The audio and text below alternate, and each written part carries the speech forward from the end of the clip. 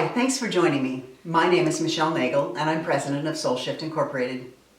You know, when you were born, you were completely innocent and perfect. Having no experience, you had no beliefs or prejudices of your own. Your mind was moldable with a pristine unmarked wall at the back, a perfect place for those who raised you to engrave their beliefs, prejudices, and expectations for you.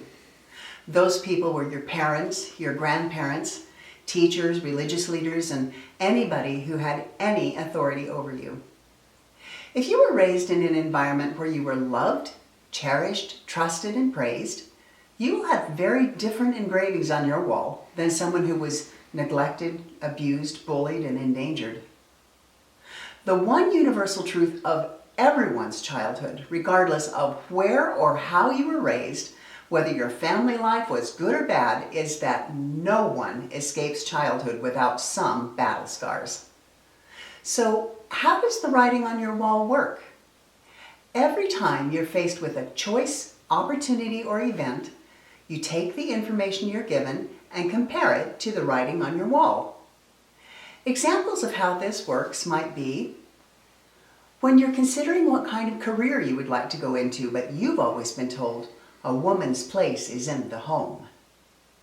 When you see someone who has more than you do, but your parents believed rich people are all crooks, how do you think they got so rich? When you meet someone named Arnie Frederick Joseph and you can hear your dad's voice saying, "You can't trust a man who has 3 first names." When you tell your mom that you hate your sister because she's being mean, and mom repeatedly tells you, "No, you do not feel that way." When you want to apply for a promotion, but you hear a voice in the back of your head saying, "You're too stupid to come in out of the rain." When you just want to be a stay-at-home mom, but you remember being told, "You're smarter than that. You should do something with your life." When you want to try something new, but you hesitate because your inner voice says, "You can't do that. Remember what happened in 6th grade when you took a risk and failed?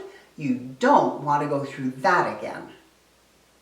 When you want to speak in front of a group, but your hands get all sweaty and your breathing becomes rapid and shallow. Remember how everyone made fun of you when you tried out for the school play and you were so embarrassed? It's just going to happen again, so you'd better not try. When you want to become a musician, but everyone in your family's always been a doctor, you remember repeatedly being told, "You're going to grow up to be a doctor. It's what our family does." When you look in the mirror after getting ready to go out, you look really beautiful, but the writing on your wall says, "Oh, there's no hope. You're just ugly, and look at how fat you've become." When you share your dreams of changing the world, but you remember hearing this when you shared your dreams as a child, "Don't be ridiculous. Who do you think you are anyway? You're just a nobody." Every limiting belief you have is an engraving on your wall. They were initially placed there by your authorities, to be deepened later by you as you got older and your experiences in life reinforced those beliefs. Everything you attempt to do with your life is first checked against the writings on your wall. Then you decide whether or not you want to do them. Trying to go against the writings on your wall can be terrifying. To defy the engravings is to defy the person who wrote it on your wall in the first place. So every time you try to do something different, it causes extreme discomfort. Hopefully, in your growth process, there will come a time that you discover that the writings on your wall no longer serve you. They don't protect you, help you to grow, or they go completely against what you really believe or desire in your heart of hearts. And the worst part is that most days you aren't even aware that those limiting beliefs are there. However, they're so deeply engraved on your wall that they continually get in your way. You know what that feels like. You feel like you're stuck, like nothing ever goes your way, like everybody else gets all the breaks, like your life is really painful.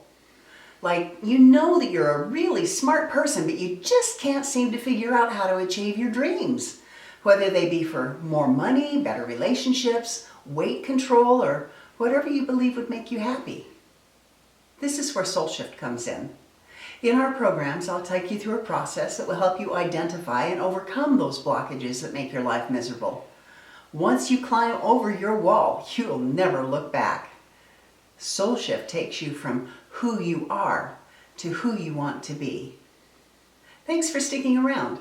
Before you go, I'd like to gift you a chapter from my upcoming book, Soul Shift: Journey to True Self-Discovery. Click on the button below and you'll be redirected to a page where you can download it for free. Thanks for stopping by, and I do look forward to working with you.